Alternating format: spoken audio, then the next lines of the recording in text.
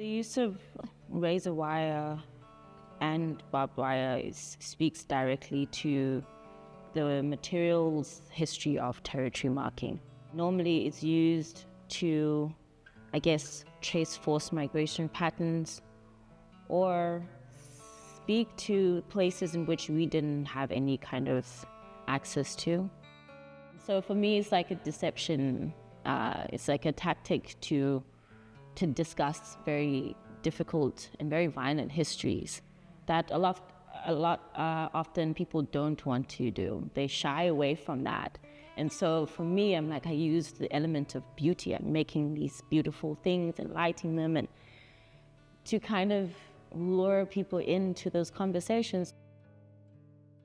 A lot of plants and how plants actually can and have been used as a method also of territory marking and making, which is very interesting because they seem like it's plants. They're beautiful, they're non-political, it's, you don't see how sometimes these gardens also are used as methods of privatizing a lot of land.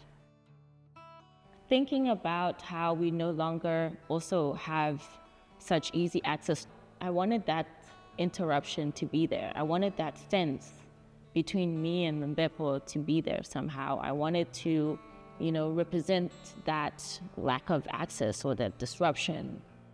The way I've put it in trying to have it dense and move like swarm-like, very natural movement, but I also wanted to distort, so it takes you a while to kind of figure out what you're looking at. And once you know what it is, then again, something else opens up. And so for me, I like to highlight the more subtle violences also, because, we all know of the more obvious ones, but it's the ones that we don't really kind of consider and think about. Those are the ones that last longer in our lives. Those are the ones that take longer for us to kind of refuse against. And so within these drawings, I think I said to my friend, they're like mountaintops. There are different parts of the mountains at different times. Honestly, I think I just keep drawing these formations. I keep building these mountains. Mountain as witness to histories.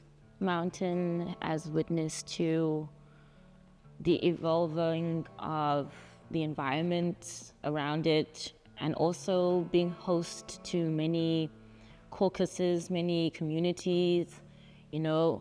There's a lot of information within the mountain in itself. And for me, I like to think of that also when thinking about the different histories that we have and ways in which to engage those histories.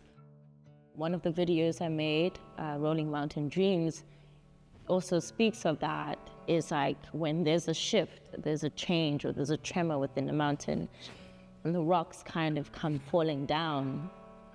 In the video, you'll see me rolling down, reciting a dream.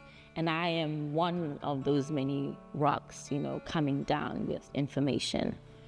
And so I kind of am continuing in thinking about ways in which we can share knowledge and what it is or what lessons we can learn from the natural world itself.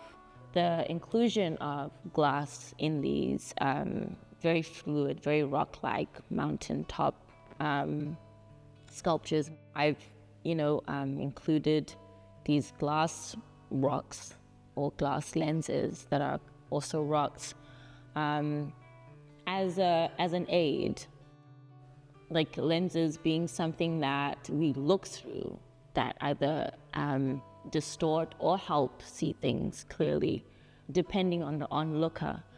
And wanting to think about the different ways in which we can look or see or engage with histories and with information.